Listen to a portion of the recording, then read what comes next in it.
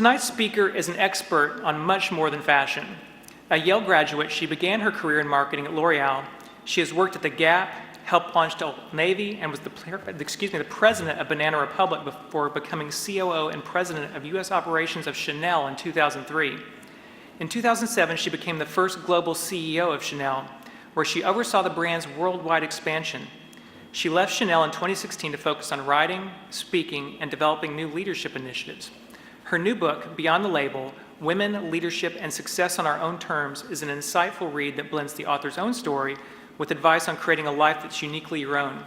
Please join me in welcoming Maureen Chiquet. Good evening. I'm glad you answered, because one of the things I really want to do tonight is be in conversation with you. So I want to start, before I get into reading and telling you a little bit more about me and my story, I want to make sure that we save time and that you all feel free to ask me as many questions as you want, and that we get a conversation going, because I think it'll be really rich and exciting. So I thought I'd start by just doing a short reading to give you a sense of the book, a sense of me, and then tell you a little bit about my story and why I wrote the book. So here we go. Sound is good? Yeah, good, okay. I arrived with the other study abroad students at Charles de Gaulle Airport. We were to spend the day in Paris before setting off for our host families scattered across the country. As I passed through the airport's narrow corridor and up the escalator, I entered another world, a different life, although I had no way of knowing the importance of my adventure. I was just stepping into the unknown, excited and scared.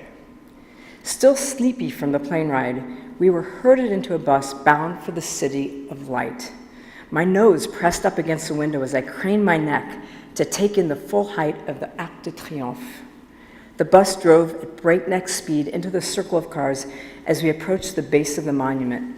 But before I could soak up all its elegance and its majesty, we were zooming back out and barreling down the Champs-Élysées. I felt my heart pound, tears welling up in my eyes. There was something about the contrast, the clean, powerful architecture of the monument, ringed by the frenetic whizzing cars, that grabbed my soul and just wouldn't let go.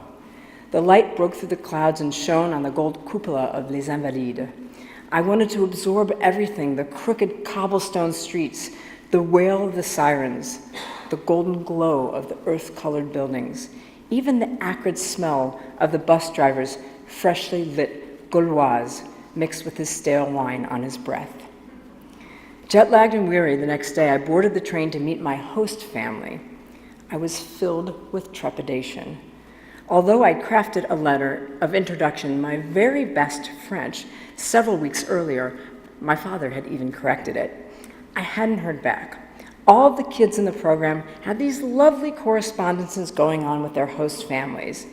The perfunctory but sweet postcard I received did finally arrive. It had apparently been lost in the mail. This is back during our real mail. And was signed Dominique, Thomas, Lucas, and Arthur. Was his family all men? What kind of name was Dominique? I had no idea what I was in for. I was stationed in Provence in a town called Calvisson, actually a very small village tucked off a départementale, a windy country road about a half an hour outside of Nîmes. I had a moment of utter panic as I stepped off the train and searched the crowds, trying to figure out who would be picking me up. Had they forgotten me?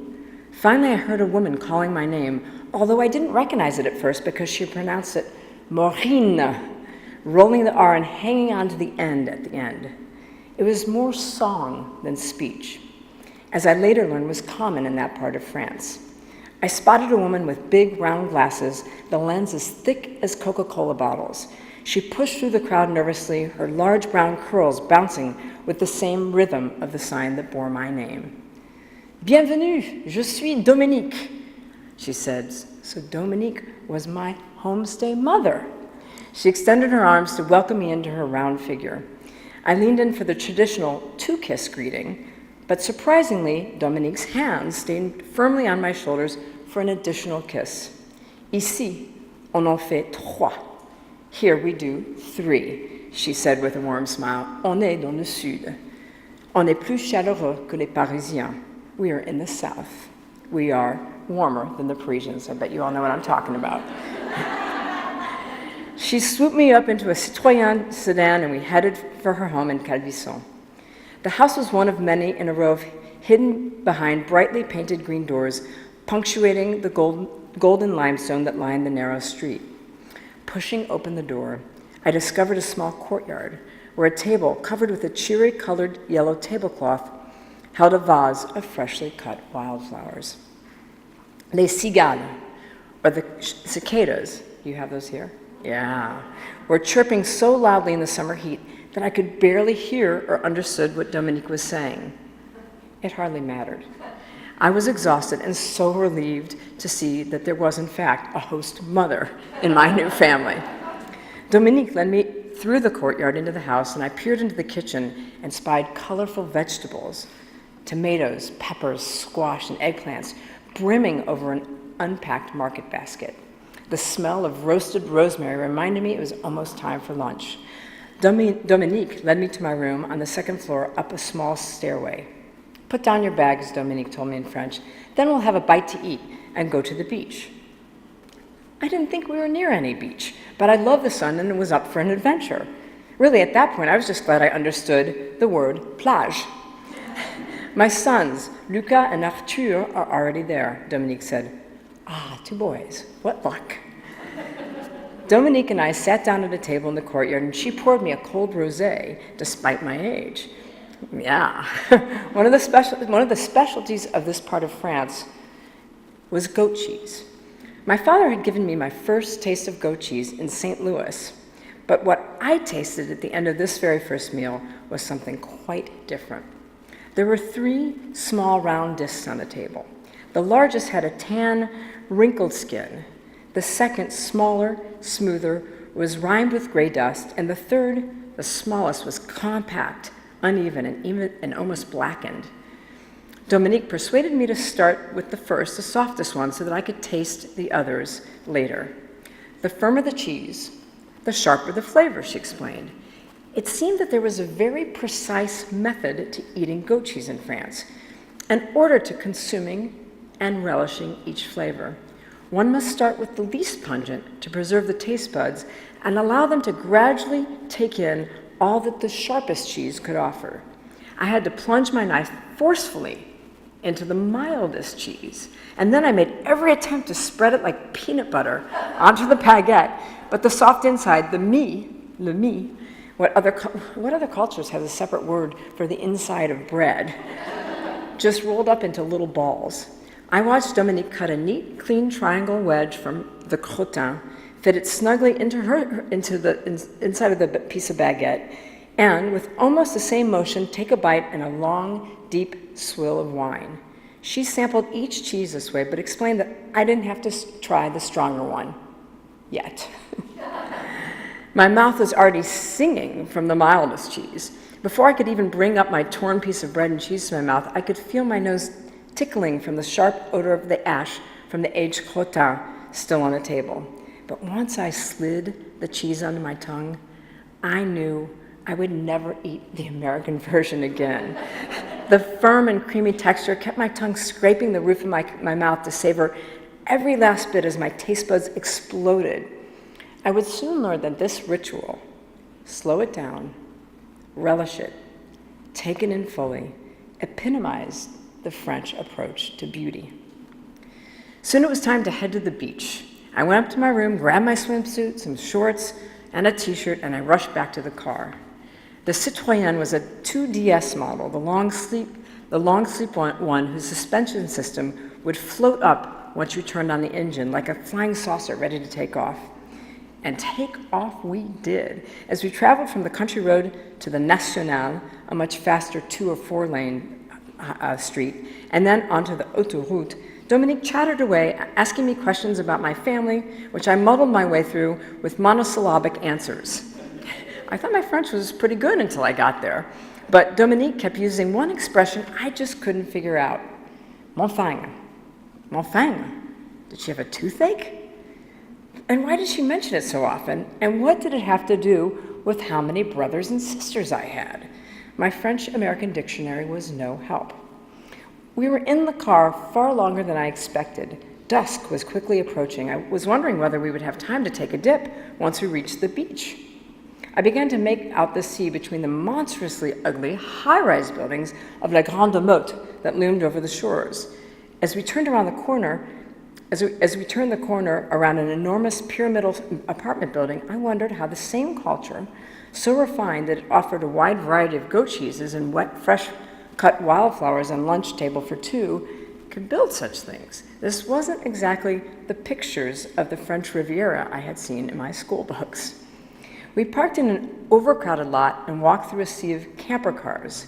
Dominique proudly pointed to our caravan, a white trailer with its very own lean-to.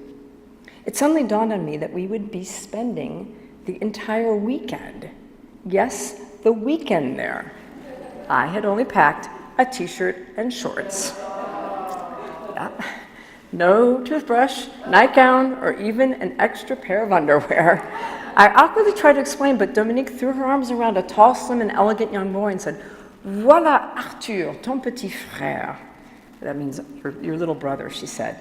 He leaned over and gracefully gave me a salty, sandy three-kiss greeting with a crooked little smile. Then a shorter man, as slim but with a full chest of hair and several days' worth of beard, came over. "Et ce bel homme s'appelle Lucas," Dominique announced, beaming with pride. Lucas swept back his curly, shoulder-length hair into a quick ponytail before giving me his own scratchy three-kiss hello. These two men were my new French brothers.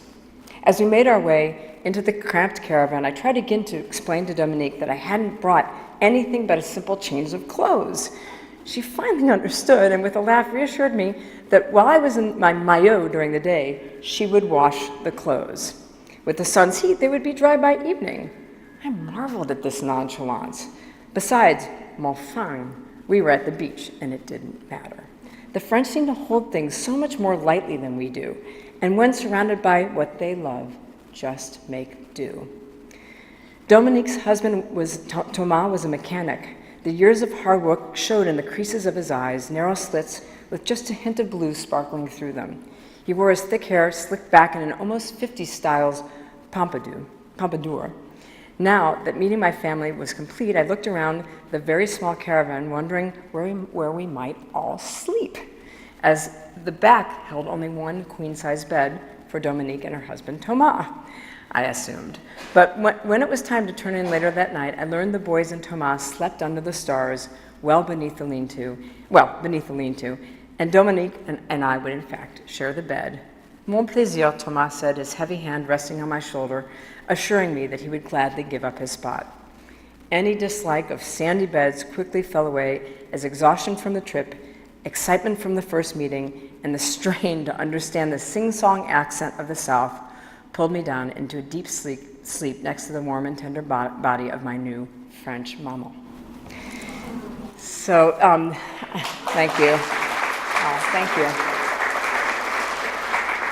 I started there because I really like to say that my entire journey actually did start with goat cheese.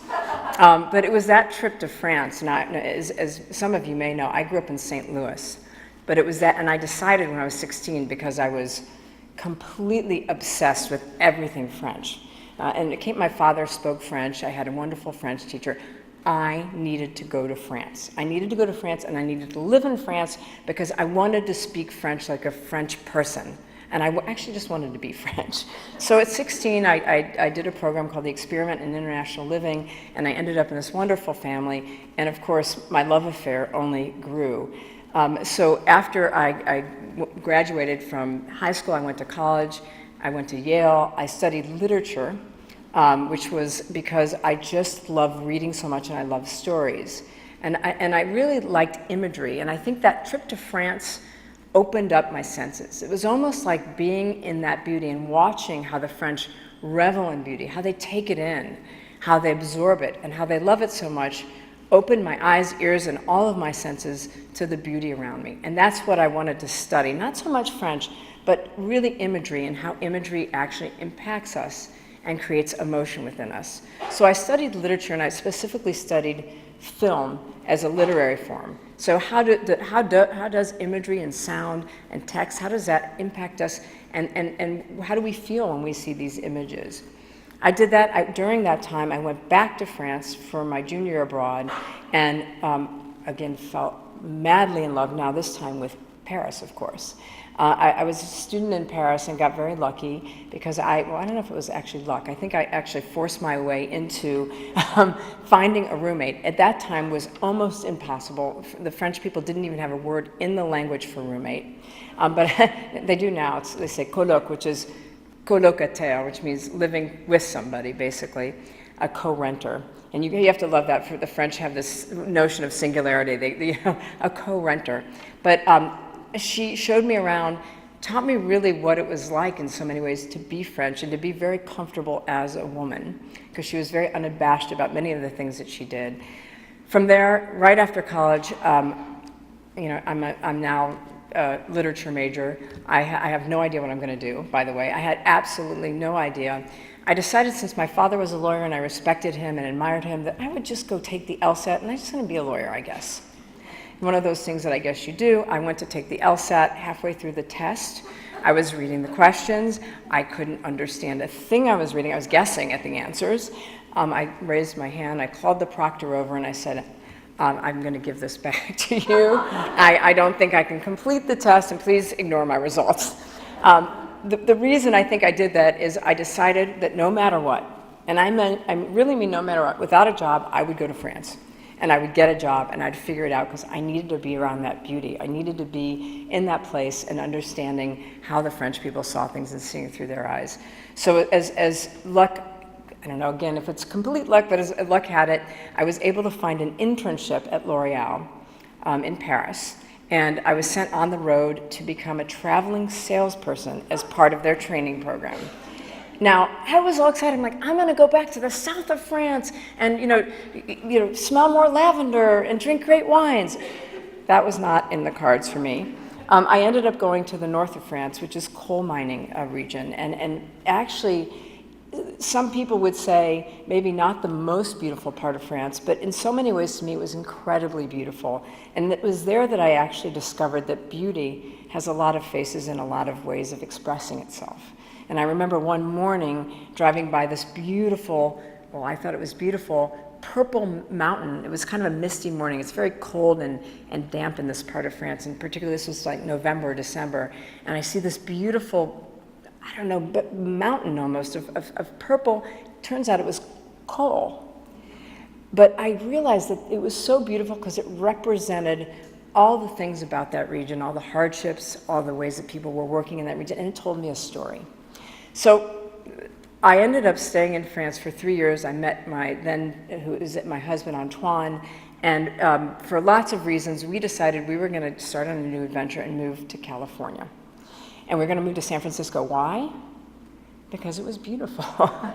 That was a great idea, only we didn't have any jobs, and we also didn't have a whole lot of time and a whole lot of money, but we left anyway, moved to San Francisco, and I neglected I didn't really know that San Francisco didn't have a lot of marketing jobs. While I was at L'Oreal, after my internship, I had become a marketer. Now, by the way, if you had asked me coming out of college what marketing was, I promise you I would not have had the definition. But it turns out marketing, thinking about what customers buy, how they buy it, and why they buy it, was exactly in line with what I had studied. It makes a lot of sense. I was studying imagery, I was studying text, and how we feel when we read or when we see something. You think about, what do we all do as consumers? We make decisions based on how we feel a lot of the times. So I ended up going to San Francisco. There were not a lot of packaged goods companies. Fortunately, one day we were about at the end of our savings. We had not bought any furniture. We were at the end. I had to find a job, but I was walking down Market Street, and I saw a poster. And this poster was of a great jazz musician, Miles Davis. Those of you who know Miles Davis. And while I was in France, I had become very close to the art director of the agency that we worked with, and he loved jazz. And Miles Davis is one of the all-time greats, had his head in his hands, very, very soulful look. And he was wearing a black t-shirt and it said Gap. Okay, I know what I'm gonna do. I'm gonna go market the Gap. I tried to do that, but that didn't quite work either. I sent my resume and actually did get a call back, but they said, oh, we don't have marketing. That's advertising and you're gonna be a merchant. I was like, oh my goodness, that's a label I don't know. I thought, I had by this time, and my book's called Beyond the Label, I thought I had the label of marketer, now I'm a merchant. It turns out that merchandising was a perfect fit because it was working with creative people to invent products, to figure out how much to buy, where to source them, and how to put them in the stores and then follow their sales. So I worked at the Gap for 6 years when a colleague came by and said, listen, we're gonna start something new. It doesn't have a name yet, but we realize that there's a whole lot of customers who either don't wanna spend the kind of money on Gap clothes or really just can't afford Gap clothes, but they love fashion and they love really hip, trendy items. We're going to start a new brand, and we don't even have any. We have, I don't know, 5 stores that we converted from Gap outlets. Would you like to join?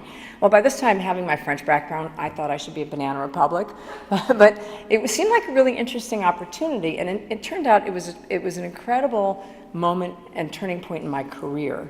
It was the beginning of Old Navy, and so 5 years and $5 billion later, we had built this incredible, fun, exciting mega brand. It was, I think, one of the most exhilarating times of my career, and that was Old Navy.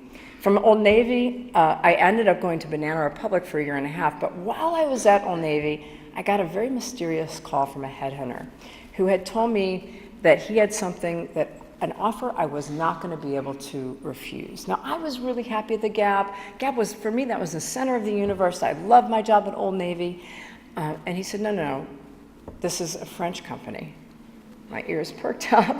He said, and it's a luxury company, and it's one of 2 privately held luxury companies. They wouldn't tell me what it was. I ended up guessing that it was Chanel, and we had about 1.5 year courtship before I ended up finally signing on the dotted line and going to Chanel. My term at Chanel was one of the most exciting, wonderful, rich adventures I've ever experienced. I started there. I had actually 3 years of a training program, a year where I had basically a piece of tape on my mouth. The owner said, you're gonna move to Paris, we're gonna move your family, and we want you to listen and learn, and that's all you get to do for a year. And at first I thought, this is so great, I've been working so hard, now I just, now I get to listen and learn, how much fun. After about 3 months, I thought I was gonna go crazy. But actually it's where I learned a lot during that time, because not only did I get to know the culture and the amazing people who were working there, the business, but I learned a lot about myself and about what it means to listen and how important listening is. So in 2007, then 2 years, for 2 years I went back to the US, ran the US business, and learned how we operated in different countries, and in 2007 was named Global CEO of the company. So that is a little bit of my background. Now, getting to why I wrote the book, and then we're gonna have fun and you're gonna ask me some questions. So in 2007, when I took over Chanel, I found myself at the head of a table with 10 men. Now you have to understand, I was 43 years old. I'm American. I speak French, but almost everybody on my team was European. Most of them were French. Most of them were at least 10 years, if not 20 years, my senior.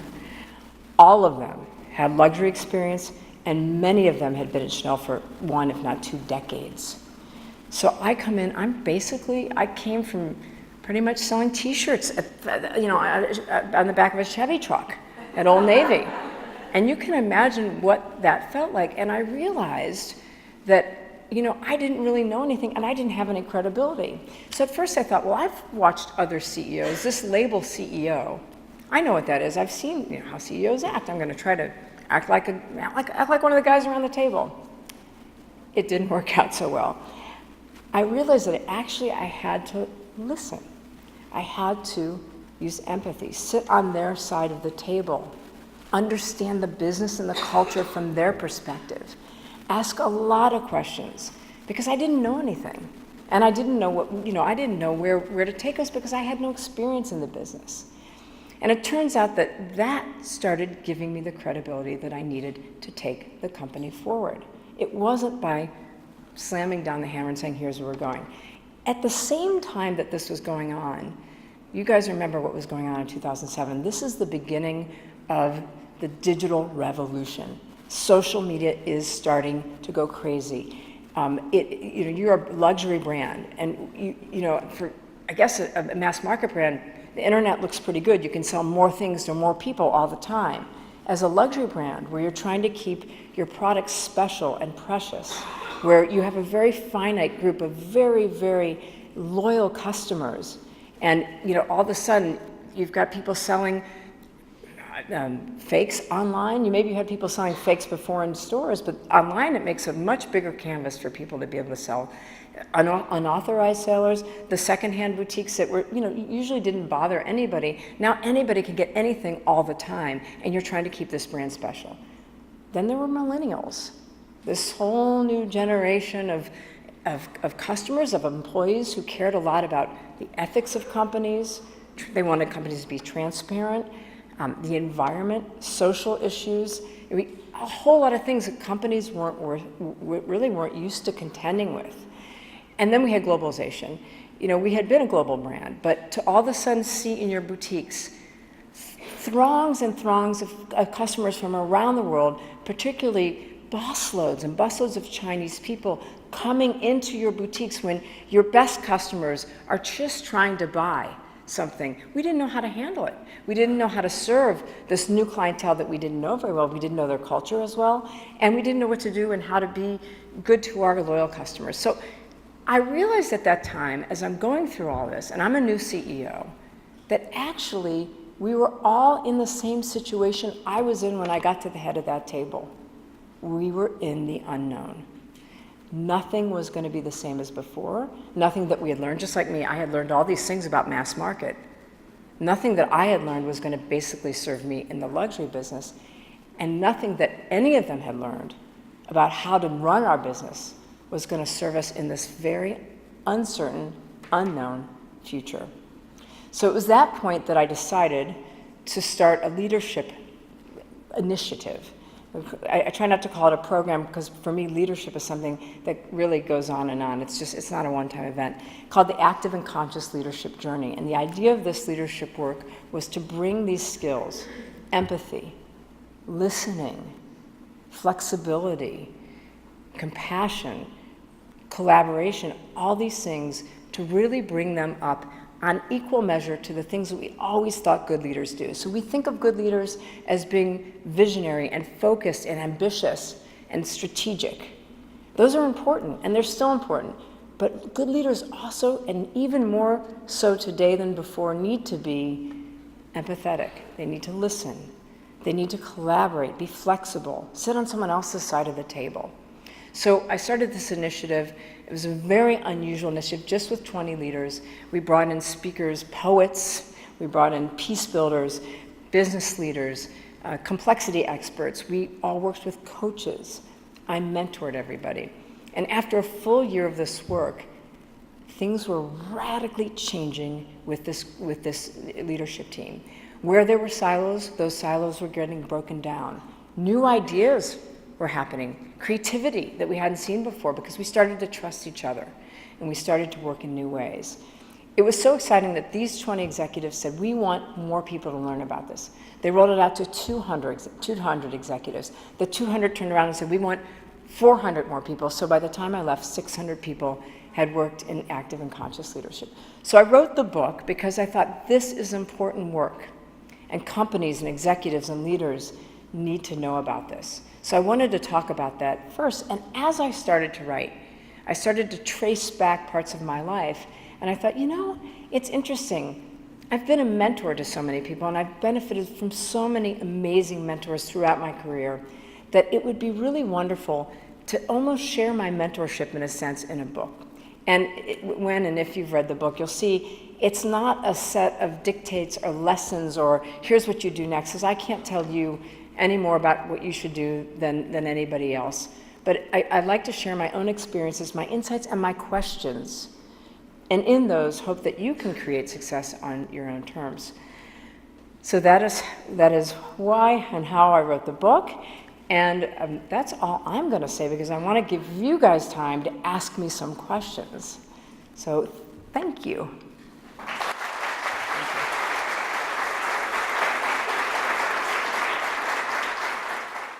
Good evening. I mentor a lot of younger women, and it's very frustrating to me that they don't see that the battle is not won. There are still too many boardrooms with one female and 10 males. So agree. You know, it is so disheartening, isn't it, when you know that as a CEO, you're in the 4% of all, you know, women who are CEOs. 4%, I think, is the most recent figure. And I've mentored a lot of women before, and it's so frustrating because, you know, you don't really want to be in the same kind of fight. But what I've seen and what I've talked to a lot of women about, we were speaking about this before the event today, is that if you can find a place and something that you care so deeply about, that it's not just about getting ahead. It's not just about the politics of, you know, muscling your way next to the guys, but it's about the thing that you want to be doing so much because you care about it and because you're good at it and because you can make your mark. I find that that's how we can get more women CEOs, because I think oftentimes, and I saw it with myself, I was in that battle. I was on that battleground. And when I was on that battleground, you know what? I was weaker. I was really weaker because I was fighting instead of doing something I cared about and doing the things that I was good at. And even as a CEO, and you'd think, well, as a CEO, you know, you have all the power, right? Trust me, when you're sitting in front of 10 men in a French company, you do not have all the power. Not really. I mean, so what I realized is what I cared about fundamentally in that company, two things: creating the conditions for amazing ideas and creativity to come about. I cared deeply about that. And you know what? I would take the hits if I could get that. And I cared about changing our culture. And I held on to those things. So in the midst of the struggles, knowing that those were the things that I held seemed to help me continue and help me grow in the end. Thank you. This is not a business question, but when you speak French rather than English, do you find that your pitch or your tone changes? That's a great question. I've been told it does, and I think it does. You know, it's almost natural, and I don't know if it's because it comes from a different place in the throat. So I think that there's you know, French is a little more guttural. So I think it comes from a higher place in the throat, and I think my pitch does change. I could speak French, and you can tell me if you want. Huh? Un petit peu? Oui? Vous voulez que je parle français? See, is it higher? It's a little higher. Now I'm embarrassed to speak French. I'm thinking about, you know, other female CEOs and kind of how you would see yourself versus someone else, and particularly looking at someone like Carly Fiorina, who, you know, led Hewlett-Packard, Right. and, you know, seemed to do well at first, and then really left, you know, she was ousted, you know, Right. as things really went sour. So I wondered how you would kind of contrast yourself and your style and what you're able to do. Yeah, you know, I know a little bit about her story, but don't know her very well. And I try desperately not to compare myself to anybody because it always leads to my feeling very, very inferior, to be quite honest with you. And I'm humbled by some of the amazing women leaders that we do see in the workplace today who are just starting wonderful organizations to help women, mentoring organizations. I think, you know, I look at my own, I guess, particularities, and for me, what I care most about as a CEO and what I've cared most about, like I said, is being in places where there's creativity and where I can help foster that, and helping people. And particularly, one of the things that was really important to me all through my career is helping people find the thing about their jobs or the thing in their job that they really, really, really love and care about. And if they're in a job that they don't like or that doesn't appeal to them in the way that they hoped, putting them in the right place. And so I've moved people from finance into merchandising, from merchandising into marketing, from France to Hong Kong. So I think, well, I wouldn't compare myself. I think that's what interests me. I think it's the people part of being a CEO and watching that, not only creating beauty and the conditions for beauty, but also creating beauty in people. What was it like to walk away from it all? That's a great question. Well, it was a really humbling experience, and it was both exhilarating, but it was also really hard. And there's a story in the beginning of the book. So I have closets full of Chanel jackets, as you can imagine. I was there for 13 years.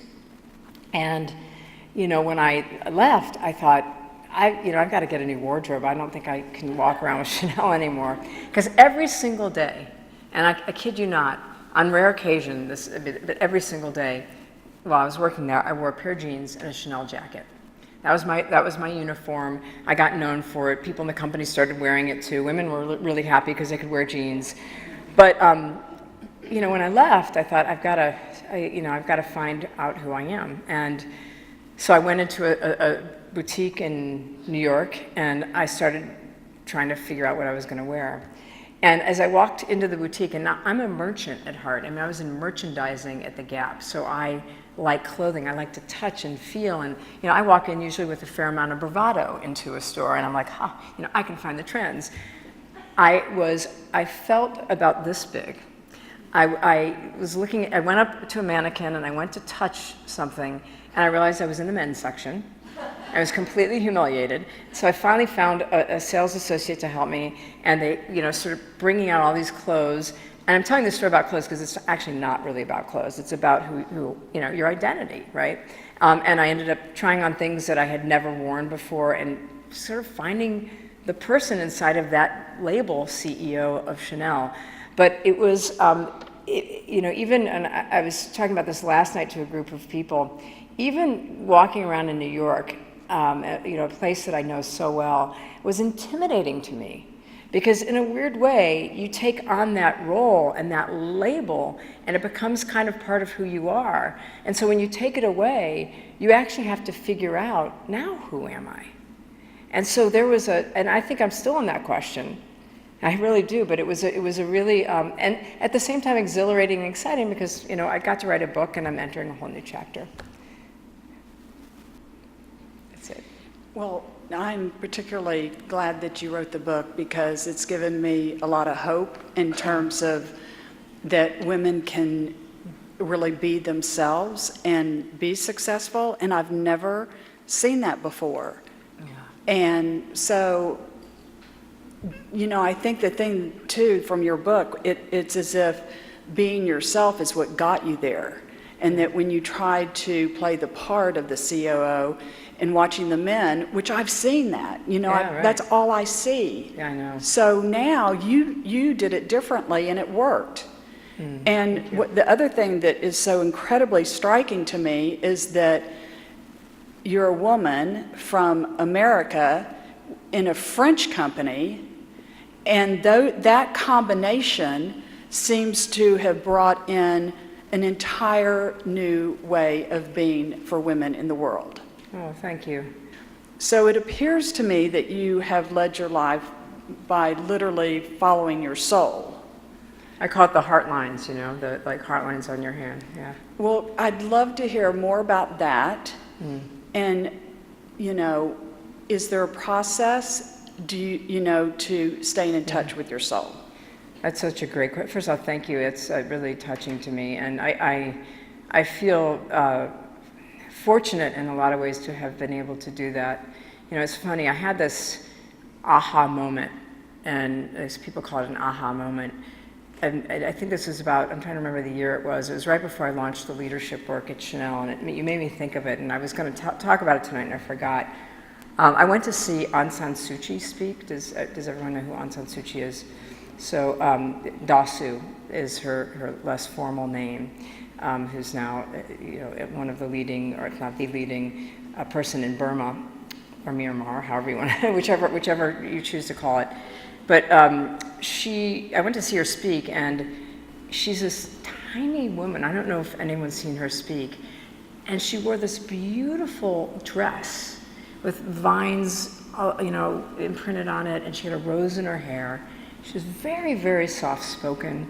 She joked and she talked about how, she was under house arrest for 15 years for opposing the military dictatorship in her country. And she's talking about this resolve to bring democracy to Burma and this, sort of her strength and all that. And yet she's this wonderfully beautiful and sort of radiating femininity.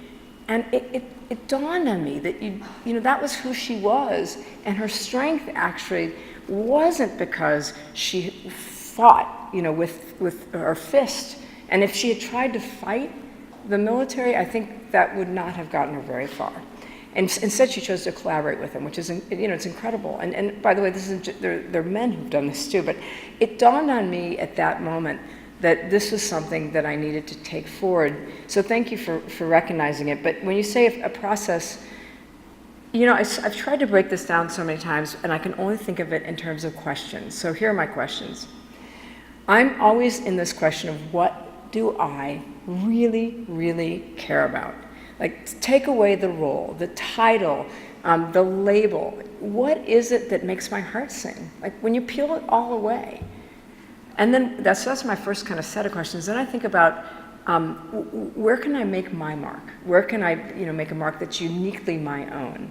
What can I contribute? What can I add of value to where I am? And by the way, this goes not just for work. This also goes for things, those great labels like good mother that so many of us have tried to fulfill, somewhat unsuccessfully for me most of the time. But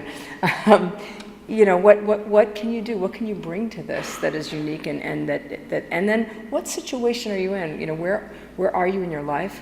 What circumstances are you in? And do they allow you to actually bring those gifts and those things that you love to what you're doing?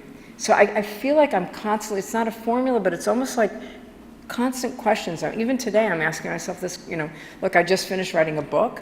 I don't know if I'm going to go back to the corporate world. I mean, right now I wasn't planning on it. I hope to be able to talk to more wonderful people like you and to continue to write if I can, but it's still the same questions. What do I care about? Where can I contribute? I hope that helps. It does, and I think the biggest contribution is just the message of, what you say, follow the thing that you care about the most, but to bring in empathy and compassion into the corporate world is unbelievable to me. Oh, and also, I'm really proud that you're American. that those lessons came from an American. Yeah. That's good job with that. Thank you. Yeah, that's thank you. I appreciate very cool. that. And the French, of course, nothing but beauty. Thank you. Compassion and beauty. Exactly. Thank you. Hi there. Hi. So I have just started my own company for the very first time. Congratulations. And aside from time spent in the military where my leadership was given by badges on my outfit, I've never really led a team. So what would be your advice for bringing out the best in your team and for making them the best that they can be? It's so interesting, but so much of what I've learned about being with teams is actually getting people to work together. And getting people to work together you can't really do by force. You have to create the conditions for people to feel good and trust each other. And that, to me, requires, on the leader's part, a lot of listening and a lot of asking questions. Spending time both with people individually to really understand who they are, how they're looking at something, what their ambitions are, what triggers them, what they get excited about every day, and then bringing them together and creating opportunities for them to share with each other. And I know, it may sound kind of soft, especially if maybe it's not the military format, but what I've found, and again, my own Petri dish experiment at Chanel, is that when people start to trust each other, start to trust you, and even though, for me, I had no stripes. I was in that job pretty much as bare as I could have been, but what they started to trust was not my experience, but who I was as a person. And I think when you can bring people together on a human level, huge things happen. I mean, there's a story that I didn't write in the book about the first leadership session that we had. We brought in a poet, a guy named David White. He's a wonderful poet, in case anybody knows him. And he also works with leaders on their leadership. First of all, can you imagine doing this? Now, my team's now 20 people, of which 14 of them were men, mostly French. Can you imagine bringing in an American poet, actually he's English, but he lives in the United States, to this group of executives? They thought I had gone bonkers, and we really thought I was crazy. But I brought in the poet, and he tells stories of his life. He told about a time when he had lost his best friend.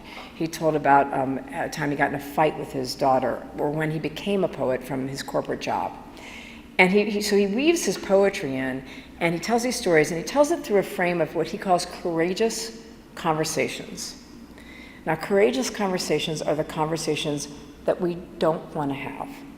They're the conversations we're not having. They're conversations with the world, with the future. They're conversations with our clients. They're conversations with our partners. They're conversations with ourselves. So he talks for 2 hours, by the way, straight. I mean, 2 hours. During that time, no one moved. No one got up to get a coffee. No one got up for a bathroom break or a cigarette break, which in France, happens. Nobody moved. And after the session, I had said to the leaders, pair up with somebody you trust and talk about a courageous conversation you're not having with your team back at home. So they started to do this, and they got really into it. And I was watching these guys and women bearing their hearts and souls. Now, they're my team, so I don't have anyone to talk to. So I've got a piece of paper, and I just started writing down the courageous conversations I'm not having with them. And the session came to a close. David said, Maureen, do you have anything else to say? And I was feeling really out of integrity because they had put their hearts and souls in this exercise, and I could see it. So I got up with my piece of paper, and I'm shaking, literally, and my legs are wobbling, and I said, here are the courageous conversations I'm not having with you. I said, I'm scared sometimes. Sometimes I worry that you think I'm not taking us in the right directions, or you want answers to all the questions that I can't provide. I said, I can't run this company alone, and I shouldn't. I need your help. And from that day forward, things radically changed with the team. Not just with me. Here's the crazy part of the story. Oh, I almost forgot the most important. After I get done saying this, I'm petrified. I thought, did I just commit career suicide? I look up, and I see not just empathetic eyes, but some people had tears in their eyes. And in the back row, this guy's like looking down at his shoes, one of the leaders who was so skeptical of this leadership work, raises his hand kind of halfway, and he says, I'm an imposter. I pretend to know things that I don't always know, just so I can impress my team. Another guy's hand went up. These are all, I'm telling you, all guys. Another guy's hand went up. He said, you know what, I actually don't really listen to anyone. I'm just looking to validate my point of view. I'm not kidding you. A third leader, hand went up. He said, I am terrified of the unknown. I need a lot of data, and that's why it takes me a long time to make decisions. That honesty in that group changed the way the group worked. From then on, they could say things that they'd been too afraid to say, and all the burden of running our individual businesses, we could actually share. And then we could talk very freely and come up with ideas that we were afraid to come up with before. So I don't know if that helps, but it's a little story. Thank you. Thank you. Hi. Hi. You're obviously mostly from the fashion sense of your background, and I'm just curious if you'd care to make any predictions. It's so interesting. We all have, I think fashion has changed a lot. We all have so many things now. It seems like the internet has opened up selling for anybody. Obviously, you don't have to have a storefront. You can just open your line on the internet.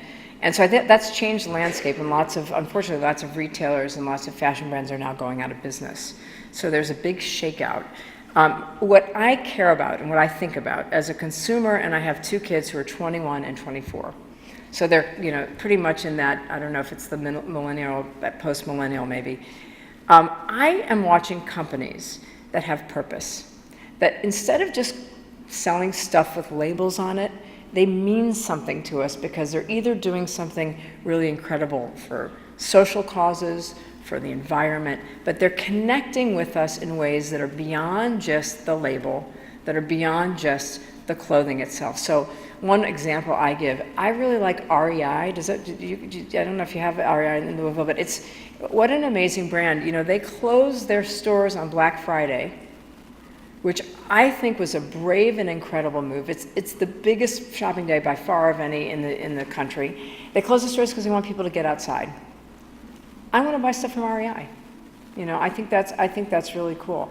I think on the luxury end, I look at, and this is not in the fashion, but it's luxury. I look at companies like Tesla, which are trying to change the way that we actually, consume energy. And while their first car was, the high end, now they're actually extending that. So I'm looking for brands personally, and in the same is true. You always have to have great design and great innovation, but can you have a reason to be that's beyond just what you're selling? I very much appreciate your comments about the soft skills that you employ to turn around that Chanel and those 10 men or 20 men. I think they're the correct skills in addition to all the standard business issues that you faced, Correct. everybody faces. I've only run small companies, not big companies. But I would like you to comment on how you see those skills and sort of service-driven leadership, collaboration, impacting all the metrics that the corporate world expects. So I think it makes Right. it better, and you do better. But I'd like to know, has that been your experience? Yeah, I mean, well, while this was all going on at Chanel, our business was actually growing by leaps and bounds, and our reputation was improving. And one of the things that I noticed, and the link that I could make, and obviously, we always look at metrics and data, and sometimes some of this stuff is difficult to capture, but what I did see was that the ability to do breakthrough work and innovate became increasingly higher when people were not afraid. Fear, and particularly in legacy companies where, we always do it this way, we've always done it that way, fear actually holds you back from evolving. If you can figure out how to create an environment where people, and especially people on the fringes of your company, and I mean not the head people, can speak their voices and get their ideas to the table, that's how innovation happens. So for me, those skills become critical today in a world that's moving so fast, so competitive, that new ideas are a premium. Thank you very much. You're welcome. Hi, thank Hi. you for being here. Thanks for I want to having see if you take just a few minutes to talk about how you blended your personal and your work life. So I know we talked a little bit about how Yeah. fitness is very important to you. Yeah, there's kind of a heartbreaking chapter in my book about this, but so maybe it's easiest to tell the story and then I'll give you my perspective. But so I had a really unusual situation, particularly unusual in the 90s, where my career had started to take off, and my husband at the time, Antoine, his career was a little bit slower, and we couldn't really afford to get a nanny. San Francisco is really expensive. We also really didn't want a full-time nanny.